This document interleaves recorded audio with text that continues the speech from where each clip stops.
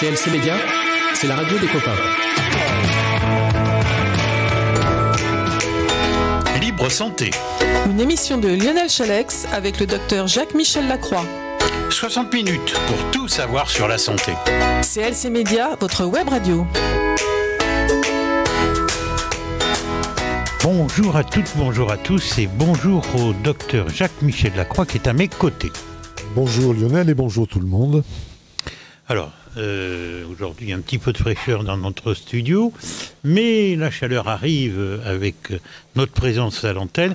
Je voudrais démarrer cette émission par quelques mots en souvenir d'une personne qui a connu CLC, mais CLC Radio à Saint-Émilion, qui vient de décéder. Il s'agit de Danielle Bachomard, qui était une amie et qui était une passionnée à l'époque, dans les années 80, de radio. Elle partageait sa vie entre la France et la Tunisie. Elle nous a quittés cette nuit. Donc toutes nos pensées vont envers sa famille, bien évidemment, et ses amis. Voilà, alors nous allons démarrer cette émission Libre Santé. Nous aurons au moins 3 sujets, le scandale sur les urgences, la pénurie de médicaments, et puis encore un petit Roland de Covid pour les effets collatéraux. Voilà, exactement, oui. Alors, scandale sur les urgences, on parle d'une catastrophe annoncée. Je voudrais faire un tout petit préambule, j'en fais rarement, mais vous savez que maintenant, nous sommes à Montcarré. Pas loin d'ici, il y a Sainte-Foy-la-Grande. Sainte-Foy-la-Grande, il y a un hôpital, il y a des urgences. Et malheureusement, au mois de décembre, j'ai été obligé d'aller aux urgences. Eh bien, je ne ferai pas la publicité pour ces urgences-là. Je ne mets pas tout le personnel, bien sûr, dans le même sac, mais je voulais absolument le dire parce que il y a quelques personnes qui sont exécrables, je dis bien. La personne, par exemple, qui m'accompagnait n'a pas pu rentrer en salle d'attente, a dû attendre tout l'après-midi dans sa voiture avec un froid assez vif. Bon, bref, accueil zéro, même en dessous de zéro. Voilà, je tenais à le préciser. À d'autres endroits, ça se passe pas comme ça. Ça se passe peut-être pas tout le temps comme ça. Mais là, j'ai été très, très, très, très, très surpris. Je dis les urgences de Sainte-Foy.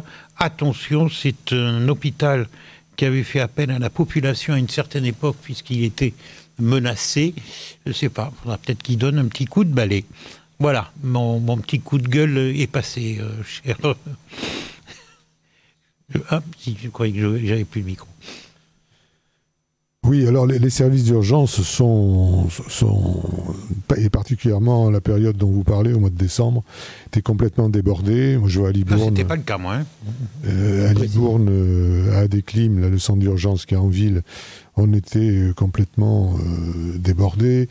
Les gens, la salle d'attente était pleine, il y en avait dans le couloir, il y en avait qui attendaient dehors, quelquefois sous la pluie. Enfin bon, c'était. Mais c'est pas nouveau et ça continue parce que les services d'accueil des urgences ou les centres de soins non programmés en ville sont saturés. Ceux qui y travaillent ne savent plus où donner de la tête. Les salles d'attente sont bondées, on vient de le dire.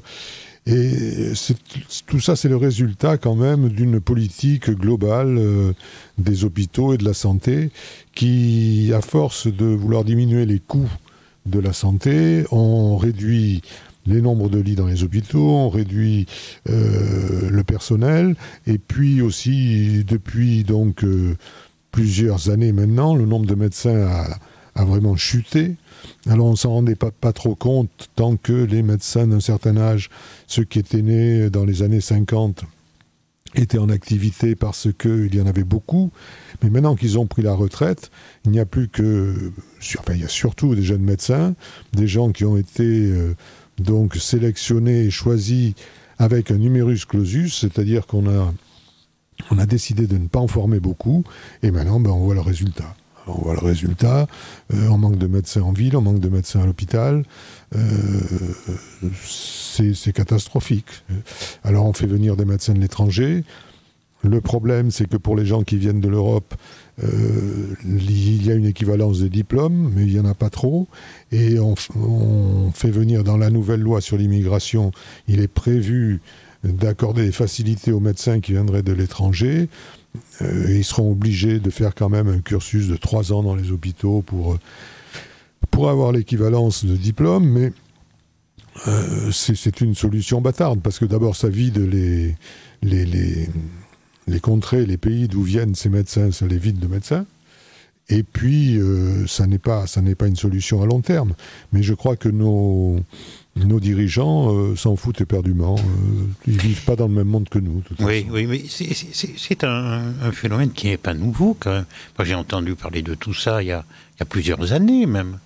Ah oui, c'est pas nouveau. Mais ça ne fait que s'aggraver d'année en année. Alors, comment ça se fait que vous, la profession, vous n'arrivez pas à vous faire entendre ? Ah ben, on essaie, mais... Il n'y a qu'à voir actuellement pour la revalorisation des honoraires. Les syndicats ont claqué la porte il y a 3 ou 4 jours parce que ils veulent pas nous écouter.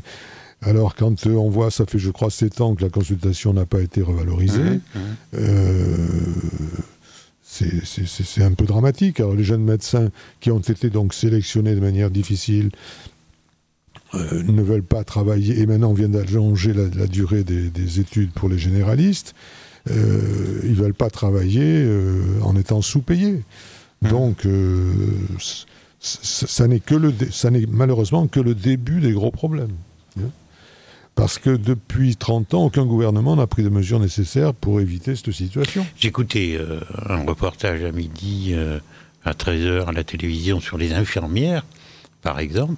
Il y en avait une qui disait une prise de sang, c'est payé 4 €. C'est ça, oui, à peu près, oui. Bon, après, ça dépasse l'entendement. Ah oui, mais non, mais... On est le pays d'Europe, je crois, où elles sont le moins payées. Alors, il y a encore beaucoup de conscience professionnelle chez ces gens-là. Oui. Mais il ne faut peut-être pas trop tirer sur la corde, parce que il y a beaucoup d'infirmiers ou d'infirmières du public qui démissionnent, qui partent dans le privé, qui font autre chose. Certains s'orientent vers l'apprentissage de thérapie douce, d'autres pour faire des soins à domicile. Enfin bon, c'est catastrophique. Et ça n'est que le début. Il faut dire que depuis une trentaine d'années, tous les ministres de la Santé qui se sont succédés ont leur part de responsabilité. Alors, actuellement, on nous dit que la situation, et surtout pour la période dont vous parliez, en décembre, était très tendue, car on avait 3 épidémies en même temps. Le Covid, qui heureusement est devenu un gros rhume, la grippe qui arrivait, et puis pour les gamins, les petits, la bronchiolite.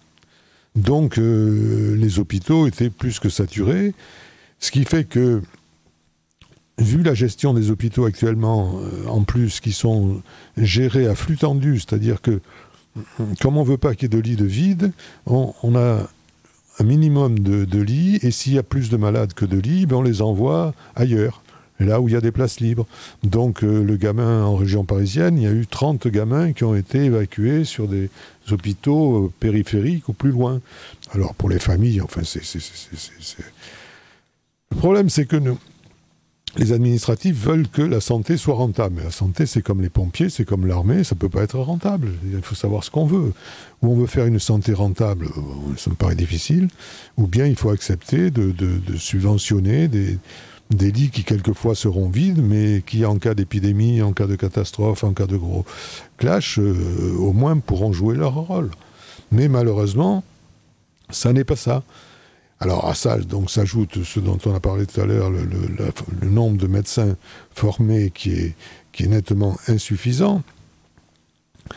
Au départ, ça avait été décidé pour faire des économies de la santé. On s'est dit, s'il y a moins de médecins, il y aura moins de dépenses de santé.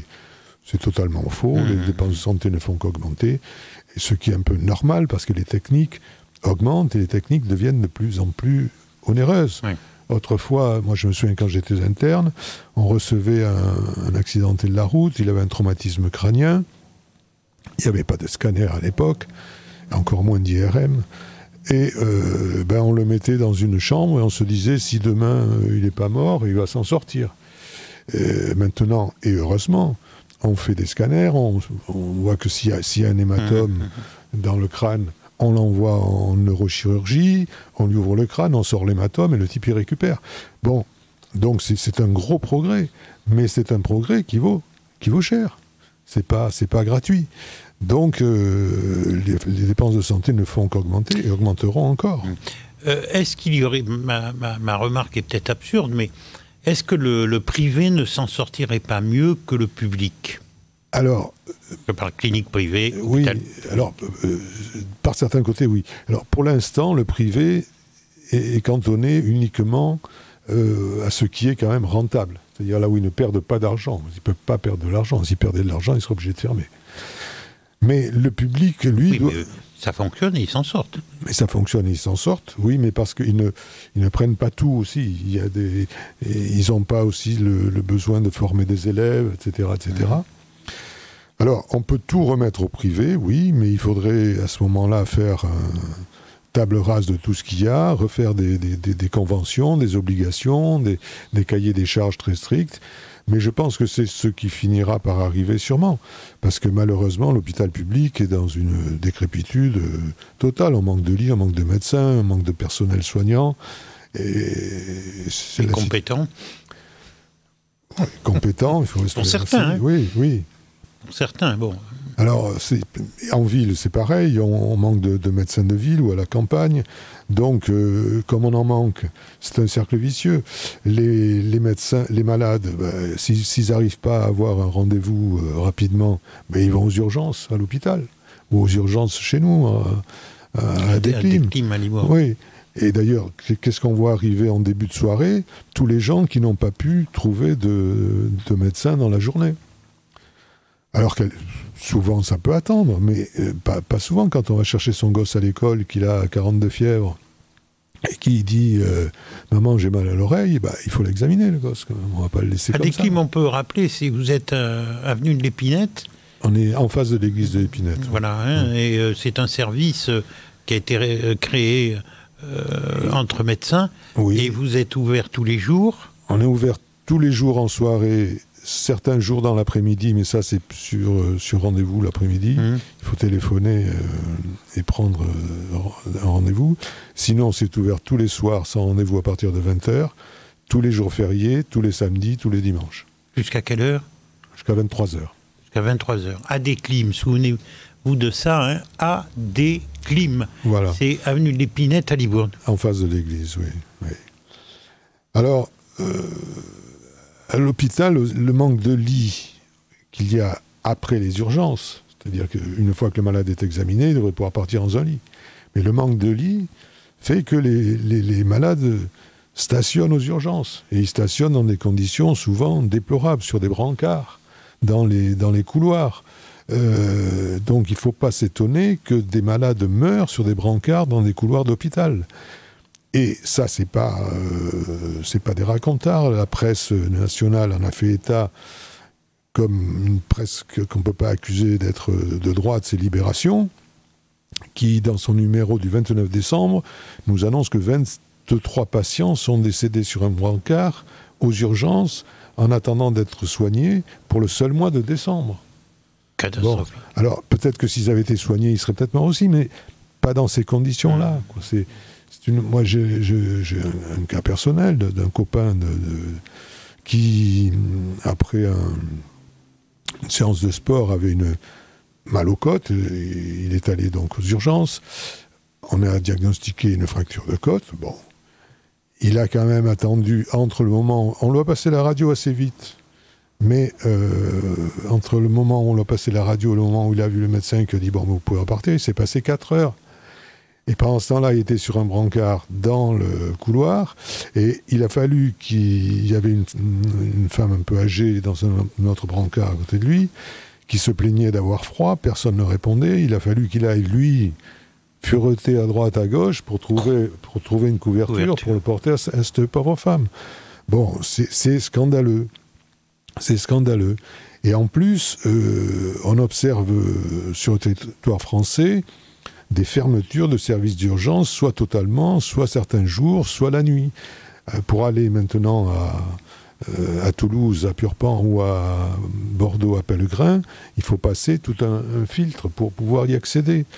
Alors on dit appeler le 15, oui, alors à condition que ce ne soit pas trop urgent, parce que souvent on attend 15 minutes, 20 minutes avant que ça réponde. Et après, une fois qu'ils ont répondu, il faut encore attendre pour Bon, si c'est très urgent, si c'est un malaise, vous avez des chances pour qu'il n'y ait plus besoin d'appeler, quoi, hein, bon. Mais tout ça, ça ne semble pas émouvoir particulièrement nos responsables sanitaires. Les France Info nous a même informé que l'ARS, c'est l'Agence régionale de santé, c'est elle qui gouverne tout, en Nouvelle-Aquitaine, à propos de la fermeture du service d'urgence, des services d'urgence en Dordogne. Alors, en Dordogne, il y a 3 grands hôpitaux, surtout il y a Périgueux, Sarlat et Bergerac. Voilà.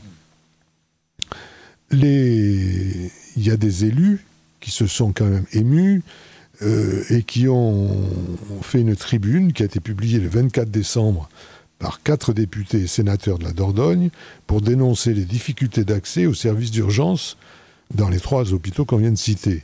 C'est paru dans le Sud-Ouest le 25 décembre. Eh bien, qu'est-ce qu'a répondu l'ARS ? Oui, c'est pas la situation habituelle, mais c'est peut-être la situation de l'avenir. C'est-à-dire de fermer des services d'urgence. Non, mais on croit rêver, quoi. On croit rêver. Si l'avenir, c'est qu'il faudra s'habituer à ne pas être reçu dans les hôpitaux, bon, qu'ils le disent. Apparemment, ils le disent. Allez, nous allons faire notre première pause grâce à notre ami technicien Jean-Yves. On se retrouve dans quelques minutes pour Libre Santé avec le docteur Jacques Michel. CLC Média, votre web radio partout en France. Eh bien, nous sommes en direct avec l'émission Libre Santé et en compagnie du docteur Jacques-Michel Lacroix. Nous venons de parler des urgences. Maintenant, nous allons parler d'un problème aussi d'actualité. On en entend parler pratiquement tous les jours. C'est la pénurie de médicaments. Très franchement, jamais on n'aurait pu penser à une chose pareille. Eh oui, mais tout va bien. Donc...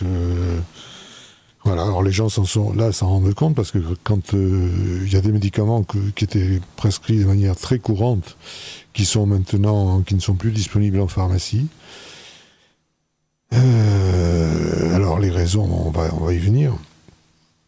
Et ça pose des problèmes, quoi, parce qu'il y a un antibiotique très prescrit qui était d'usage courant, surtout chez les gamins, qui est l'amoxicilline.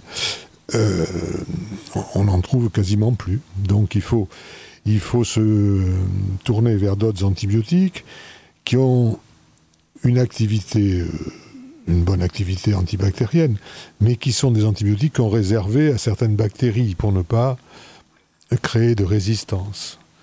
Et maintenant, on est obligé de les utiliser parce qu'on manque de l'antibiotique banal, le plus usité, qui était l'amoxicilline.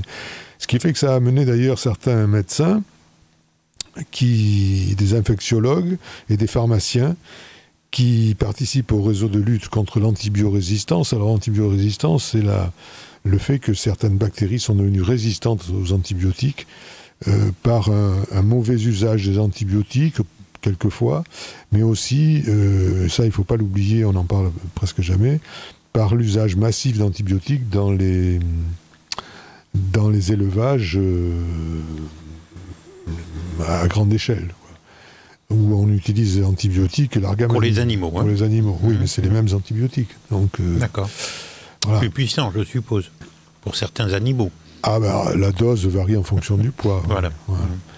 Donc, ces infectiologues ont fait passer une tribune dans Le Point au mois de janvier, là, pour dénoncer la pénurie d'un antibiotique largement prescrit, donc l'amoxicilline dont on a parlé, et ça pourrait entraîner des antibiorésistances parce qu'on utilise d'autres antibiotiques qui étaient réservés dans un usage plus restreint.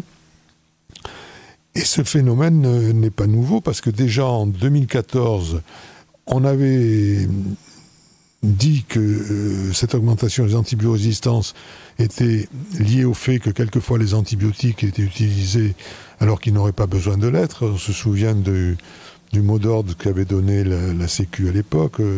L'antibiotique, c'est pas automatique, je sais plus, un truc dans ce style. Hein. Et puis l'usage intensif dans les éleveurs d'animaux en batterie. Alors, ce qu'il y a, c'est que cette pénurie ne concerne pas uniquement non plus les antibiotiques. Il y a des médicaments utilisés dans les maladies cardiovasculaires, dans le système nerveux ou le cancer qui sont touchés par ce phénomène et on a du mal à s'en procurer. Alors, en 2020, donc il n'y a pas longtemps, il y avait 2446 signalements de tension d'approvisionnement, c'est-à-dire de manque d'antibiotiques, de médicaments, qui ont été rapportés par l'Agence nationale de sécurité des médicaments. Alors que 3 ans plus tôt, on n'en dénombrait que 600. Là donc, 4 fois 6, ça a sacrément augmenté. 4 fois plus. 2020, je rappelle, c'est pas très loin. Voilà. Alors, ces tensions d'approvisionnement ont bien sûr été accentuées par l'épidémie de Covid, puisque les gens ont consommé davantage de médicaments, et parce que aussi ça a modifié les rapports internationaux et dans le commerce international, car la plupart maintenant des principes actifs qui sont nécessaires à l'élaboration des médicaments sont fabriqués en Chine ou en Inde. Et en France, on ne fabrique à peu près plus rien. Alors Macron nous a dit qu'on allait rouvrir une usine pour fabriquer du paracétamol. La belle affaire, c'est un médicament utile, mais enfin bon... oui, c'est pas primordial. Oui, c'est pas primordial, même si ça rend service. Mais... Et au micro de France Info, Bruno Le Maire a dit en février 2020 « Nous ne pouvons pas continuer à dépendre à 80 ou 85% de principes actifs pour les médicaments qui sont produits en Chine. Ce serait irresponsable et déraisonnable. » Il a dit ça en 2020. On est en 2023, rien n'a changé. On n'a rien fait pour rapatrier, pour relocaliser ces usines de production. Alors, comment expliquer ces ruptures d'approvisionnement ? Oui, ça c'est le principal aussi. Voilà. Que disent les laboratoires ? Alors, les laboratoires invoquent des problèmes qui sont liés aux incidents de production ou à une demande mondiale accrue, ce qui n'est pas forcément faux. Mais beaucoup d'observateurs, quand même, dénoncent le fait que beaucoup de ces médicaments en rupture sont des médicaments anciens, qui sont des médicaments peu coûteux et donc moins rentables à produire pour les industriels. Et que les normes commerciales imposées par la mondialisation du marché orientent maintenant la distribution des médicaments vers les pays qui les paient le plus cher, au détriment de la France, donc de nous. Parce que le prix du médicament chez nous, c'est un prix imposé et qui est relativement bas, tout au moins pour les médicaments d'usage courant, par rapport aux autres pays d'Europe. Donc les industriels, ils disent on va en donner tant à la France et puis le reste, on va le distribuer ailleurs en Europe. Donc on finit par en manquer. Alors que si on avait une industrie qui ne soit pas délocalisée, on pourrait peut-être, par des obligations fiscales ou autres, modifier ça. Mais c'est comme ça, c'est la mondialisation, il paraît que c'est bien. Bon. Alors, l'administration fait quand même des choses. Il existe des décrets qui obligent les industriels à avoir un stock minimal de plusieurs mois. En France ? En France, oui. Donc il reste encore quand même quelques industriels. Non, enfin les industriels, tout au moins de la distribution. Ah oui, de la distribution. Ou de ceux qui... non, parce qu'il y a des industries médicaments en France, mais le produit de base, il n'est pas fabriqué en France. Donc les industriels reçoivent le produit de base, le mettent sous forme de pilules, de comprimés, et ils sont obligés d'avoir des stocks. Mais ces stocks, apparemment, il n'y en a plus. Parce que, alors, pour les forcer à avoir des stocks suffisants, l'ANSM, l'Agence nationale de la santé des médicaments, peut prononcer des sanctions financières contre ces laboratoires qui ne respectent pas la réglementation. Mais les contraintes nationales paraissent peu efficaces face aux exigences d'un marché mondialisé. Donc, ils diront, oui, mais c'est comme ça, et puis si ça vous plaît pas, ça sera pareil. Ce qui fait dire aux auteurs de la tribune que je citais tout à l'heure, des infectiologues, là, la tribune qu'ils ont publiée dans Le Point, que la production sur le territoire national ou européen pourrait apporter en partie la solution, mais nécessiterait une volonté politique doublée d'une stratégie industrielle forte aux dépens d'un coût d'achat, bien sûr, un peu plus élevé. Alors, il faut savoir ce qu'on veut. Donc, on a vu tout à l'heure que pour les hôpitaux, on continue à faire des économies au détriment de l'efficacité, au détriment des malades. C'est un peu la même chose pour les médicaments. Et quand on dit il faut relocaliser, il faut reproduire en France, il faut, etc., ça serait étonnant que cette demande-là puisse être satisfaite, parce que depuis déjà plusieurs années, c'est l'industrie pharmaceutique qui impose sa loi.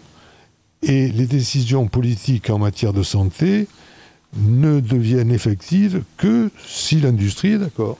Si elle n'est pas d'accord, eh bien, soit on n'en parle pas, soit on ne fait rien. Voilà, encore un sujet agréable. Oui.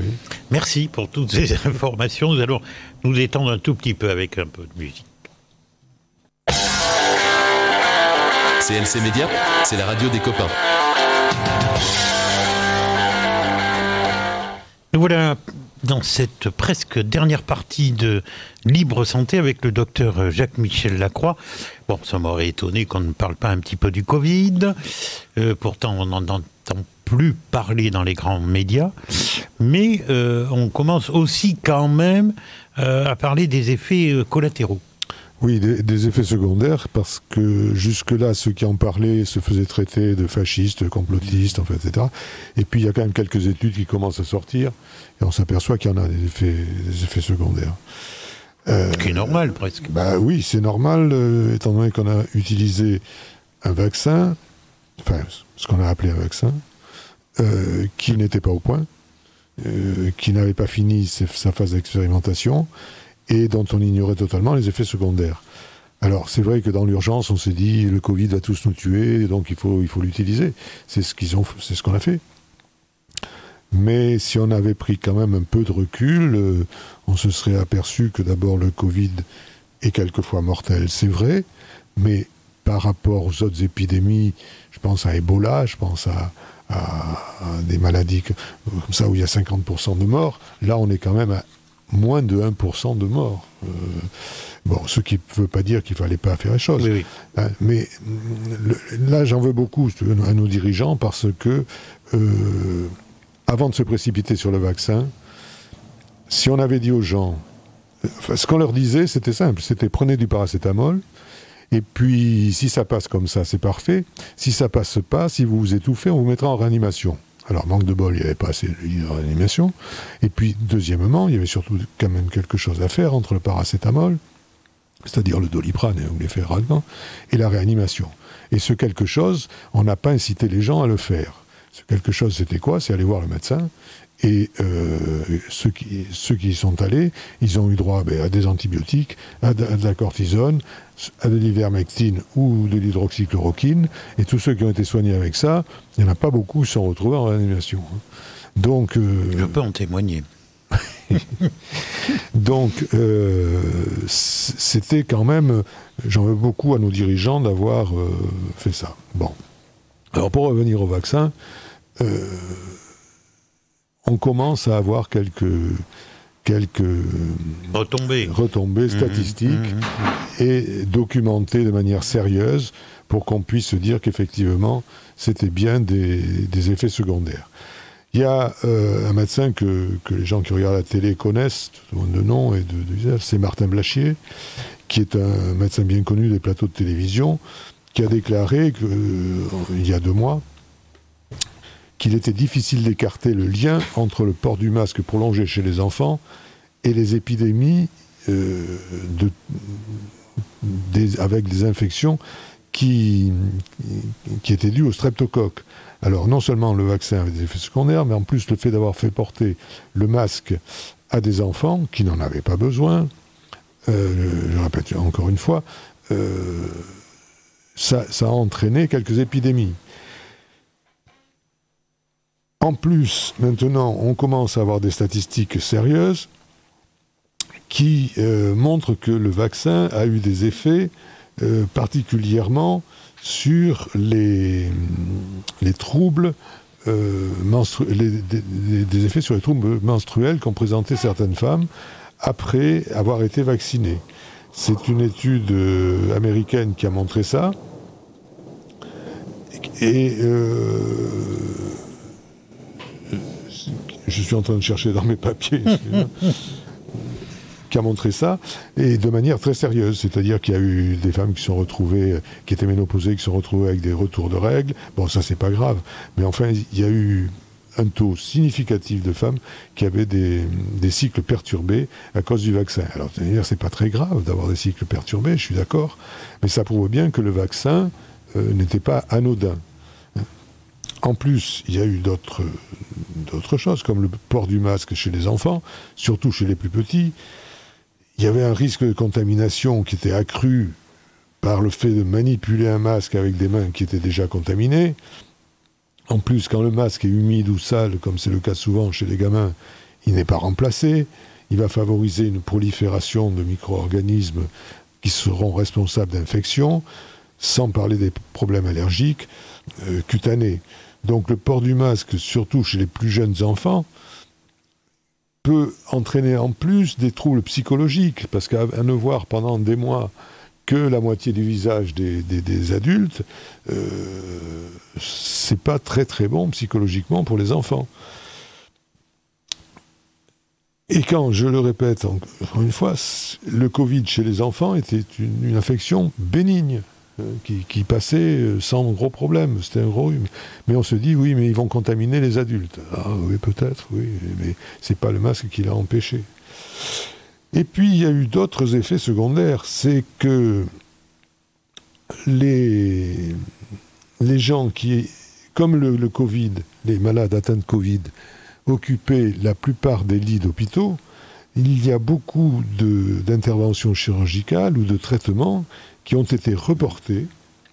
Et il y a maintenant il y a eu une publication qui a été faite en début février par le docteur Hans Kluge, directeur de l'OMS pour l'Europe, qui a affirmé, donc là c'est pas des racontards, que la pandémie avait retardé les soins de personnes atteintes de cancer et créé des retards accumulés dans les services de santé avec une interaction mortelle.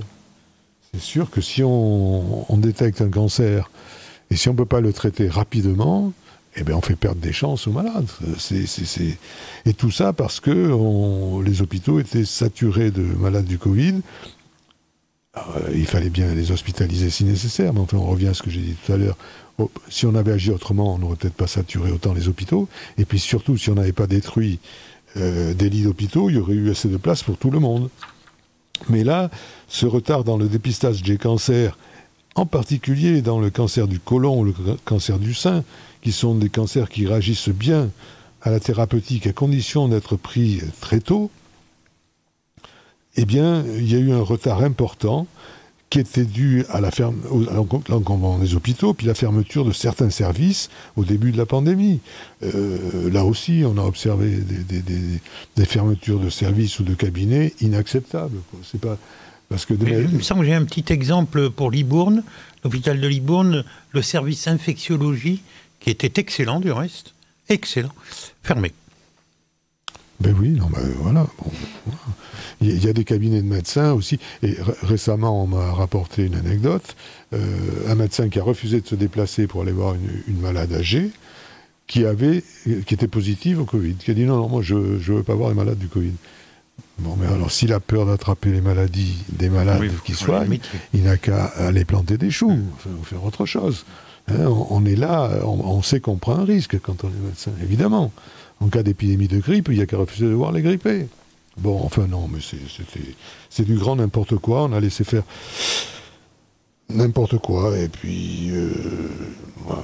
Alors, tout ça, maintenant, on commence à se baser sur des données que des experts ont... Enfin, je tape souvent sur les experts, enfin que des gens, disons, compétents ont ont récolté des données et ils s'accordent à dire que les patients qui sont atteints de cancer, par exemple, qui sont connus pour être plus fragiles lors des infections virales, et n'ont pas pu être hospitalisés à temps, et le taux de malades dans cette situation a été nettement supérieur les décès à ce que c'était auparavant. Et de même que parce que chez les cancéreux, souvent la chimiothérapie entraîne une baisse des défenses naturelles. Donc il faut pouvoir les traiter à temps contre les infections, ne serait-ce que contre la grippe ou contre les bronchites, enfin bon. Et ça n'a pas été fait. Alors, après, pour revenir au vaccin contre le Covid, c'est un vaccin, je répète, qui est peu efficace, qui est de courte durée, mais et qui a entraîné, on a parlé des troubles menstruels chez la femme, mais maintenant, on sait que chez les adultes jeunes, il a entraîné des myopathies, c'est-à-dire des atteintes du muscle cardiaque, et on n'avait jamais vu autant de morts jeunes, particulièrement chez les sportifs, que depuis 2 ans. Et chez des gens, justement, qui étaient vaccinés. Alors, ça ne veut pas dire que ceux qui sont vaccinés vont mourir, surtout que le vaccin a un effet qui ne dure pas très longtemps. Mais c'est un effet secondaire dont on ne parle pas trop, parce que d'abord, les chiffres sont difficiles à avoir, enfin, ceux qu'on a sont assez inquiétants. Et puis, on a fait une telle promotion de ce vaccin pour que les gens se vaccinent en masse, qu'ils ne vont pas maintenant commencer à revenir dessus en disant on s'est trompé, on n'aurait pas dû. Mais il y a des pays qui sont extrêmement peuplés, comme l'Inde par exemple, qui, je crois, est en passe de devenir le pays le plus peuplé au monde devant la Chine, où on n'a quasiment pas vacciné. Mais on leur a donné des traitements, ceux que je citais tout à l'heure. Ils ont eu moins de morts que nous. Proportionnellement, évidemment. Bon. En Afrique, il y a eu très peu de morts, alors que la vaccination était quasiment nulle. C'est vrai qu'on n'a pas entendu parler en Afrique de cette maladie. Et dans les statistiques mondiales qui sortent maintenant, les pays où il y a eu le plus de morts sont les pays où il y a eu le plus de vaccinés. Alors, il y a quand même un petit problème. Alors, je sais bien que Pfizer a amassé des milliards là-dessus, qu'il y a sûrement entre les responsables européens et Pfizer, il y a sûrement eu des corrélations qui n'auraient peut-être pas dû y avoir. Et quand je pense qu'on nous demandait il y a 1 an et demi, de vacciner les enfants, ça ne servait strictement à rien. Mais à rien, ça ne les protégeait pas d'une maladie qui pour eux était bénigne. Et on nous disait oui, mais ça va diminuer les possibilités de transmission. On s'est aperçu depuis, et ça a été prouvé, que le fait d'être vacciné n'empêchait pas d'être contagieux. Bon, enfin là, on nage en pleine choucroute, comme d'habitude. Et voilà. Mais on commence à avoir des données qui sont des données vraies, qui ne sont pas des racontards, c'est pas du complotisme.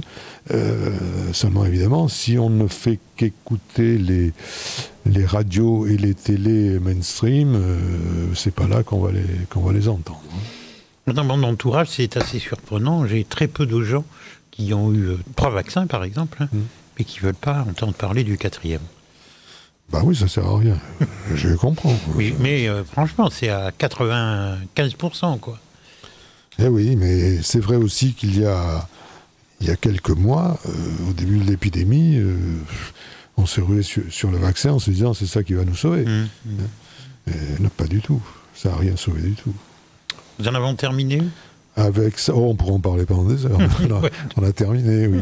Alors on va peut-être donner une brève. Oui, une brève, on a le temps. Quoi. Allez, une brève. Alors, parce que restez avec nous, dans quelques minutes, je reçois le vice-président d'Hexagone 33, Gérard Réchoux, qui va nous parler du trial indoor, qui compte bien sûr pour le Grand Prix de France, et il y aura même du reste, pendant cette épreuve, une manche pour le championnat du monde. Voilà, donc c'est le vice-président d'Hexagone 33 qui est à nos côtés tout à l'heure de 18h à 19h. Alors, la brève. Est-ce que vous savez pourquoi le 17 décembre... Ah tiens, c'est une date que je connais bien. Ouais. Aux urgences de l'hôpital Sainte-Musse à Toulon, on a été obligé d'évacuer les services des urgences adultes et pédiatriques. Non. Eh bien, tout simplement parce qu'on a appelé les démineurs. Et les Ils ont retrouvé sous un brancard une bombe? Non, pas du tout. Parce qu'ils ont admis aux urgences un homme de 88 ans qui s'est présenté avec un obus coincé dans l'anus. Mais c'est pas une blague. C'est pas une blague. C'est pas une blague. C'est très Il vrai. avait bu un coup, ce brave homme ou... Je ne sais pas. Sûrement. Il voulait essayer de se faire plaisir. Et c'est Var Matin qui a rapporté ça. Il s'est présenté aux urgences à Toulon avec un obus coincé dans l'anus. L'hôpital a alors averti les services de déminage qui ont fait évacuer partiellement l'hôpital. Donc, tu vois, ça a bien remué les choses. Ouais. Alors, c'était un obus qui était démilitarisé, ou qui était... mais ça, il ne le savait pas au départ. Alors, c'est évidemment peut-être pas un obus d'un très gros calibre, mais enfin, il devait bien faire 3 ou 4 cm de diamètre. Et pour l'enfoncer, ça a dû être facile. Et puis après, pour le sortir, il n'y arrivait plus. Voilà. Donc, il est allé à l'hôpital et tout le monde a eu peur. Tu parles d'un suppositoire. Eh bien oui, c'est la forme d'un suppositoire. Alors finalement, les démineurs ont écarté toute possibilité d'explosion, heureusement, parce que... Quel dégât! Et puis, c'était un obus qui appartenait à une collection de la Première Guerre mondiale et qui avait été offert aux poilus. Poilu, poil au doigt. Voilà. Enfin bon, c'est arrivé donc tout ça le 17 décembre à l'hôpital de Toulon. Merci. Docteur Jacques-Michel Lacroix, à nos côtés pour cette émission Libre Santé. On se retrouve dans 15 jours pour une émission en direct. Mardi prochain, cette émission sera rediffusée. Je vous souhaite une bonne continuation, mais je vous retrouve dans 5 minutes avec Gérard Richoux, qui est le vice-président de Hexagone 33. Libre Santé. Une émission de Lionel Chalex avec le docteur Jacques-Michel Lacroix. 60 minutes pour tout savoir sur la santé. CLC Média, votre web radio.